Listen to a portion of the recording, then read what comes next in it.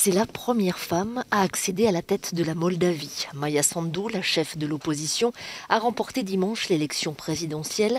Elle a obtenu plus de 57% des suffrages contre 42% pour son rival, le président sortant pro-russe Igor Dodon.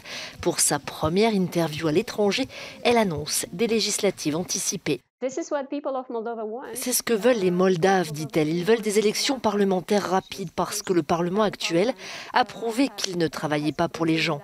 Certains des députés du Parlement sont toujours impliqués dans des affaires de corruption, dans le trafic d'êtres humains.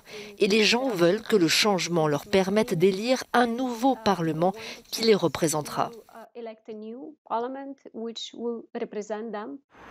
Cette ancienne république soviétique de 3,5 millions d'habitants coincée entre l'Ukraine et la Roumanie est l'un des pays les plus pauvres d'Europe. Résultat, plus d'1 million de ses citoyens a émigré à l'étranger à la recherche de meilleures conditions de vie.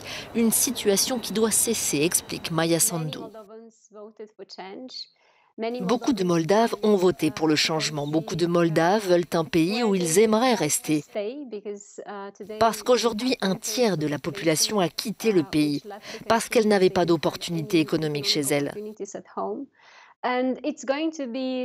Ce sera difficile. Tout le monde au Parlement ne partage pas mon programme et celui qui est soutenu par le peuple. Tout le monde n'est pas satisfait d'avoir des institutions fortes qui vont lutter contre la corruption, qui vont punir ceux qui ont volé notre peuple. Mais nous trouverons un moyen. L'arrivée au pouvoir de cette pro-européenne est un revers pour Moscou qui entend préserver son influence dans la région. Mais Maia Sandu promet un équilibre entre Moscou et l'Europe.